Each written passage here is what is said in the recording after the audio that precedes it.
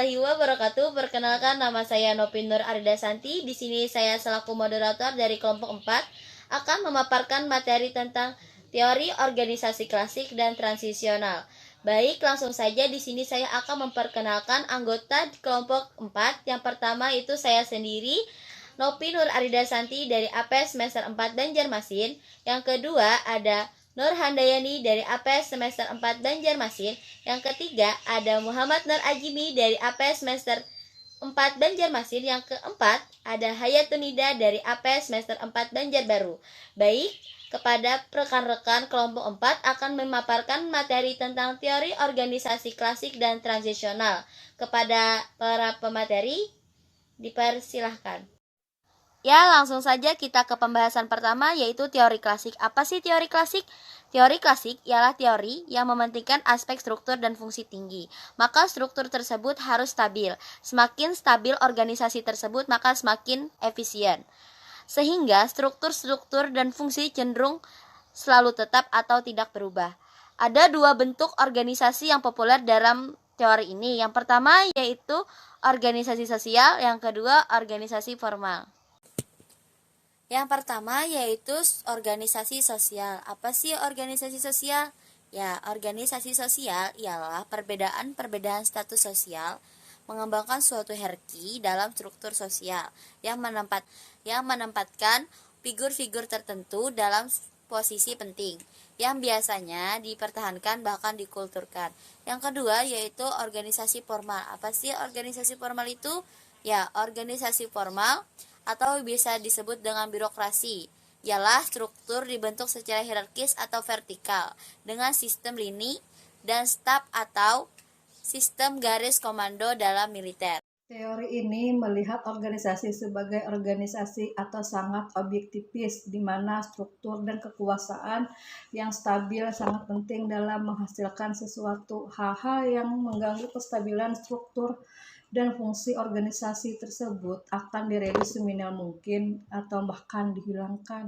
Salah satu contohnya Indonesia pada zaman Orde Baru yang senantiasa mementingkan kestabilan ekonomi, politik, dan keamanan, sehingga siapapun atau apapun itu yang dapat mengganggu kestabilan negara pasti disingkirkan.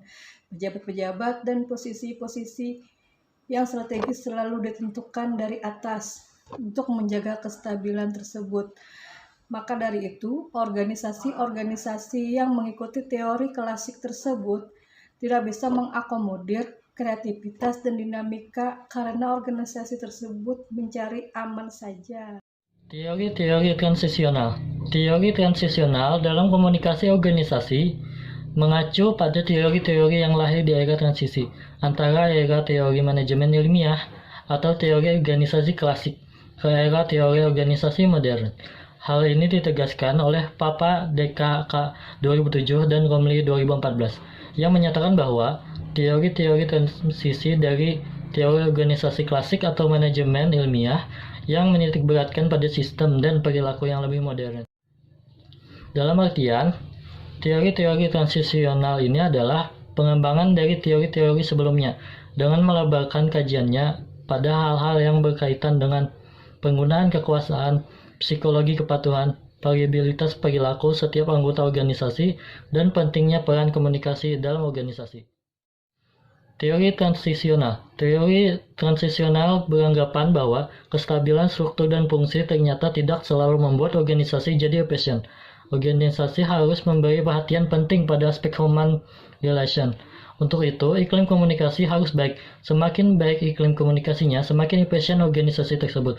Teori ini menyatakan bahwa manusia-manusia di dalam organisasi adalah makhluk yang aktif dan dinamis, bukan sekadar alat produksi yang kaku.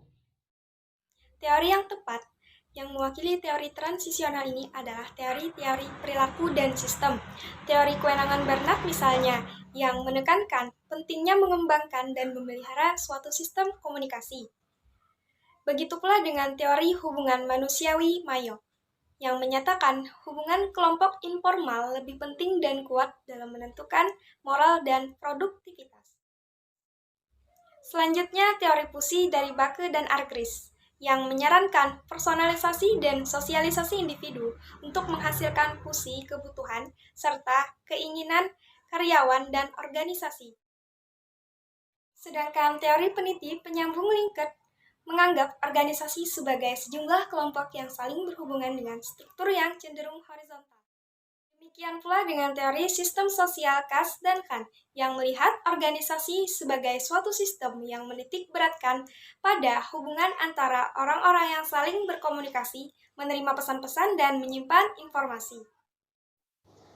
Demikian presentasi dari kelompok 4 tentang teori organisasi klasik dan transisional. Semoga bermanfaat bagi kita semua.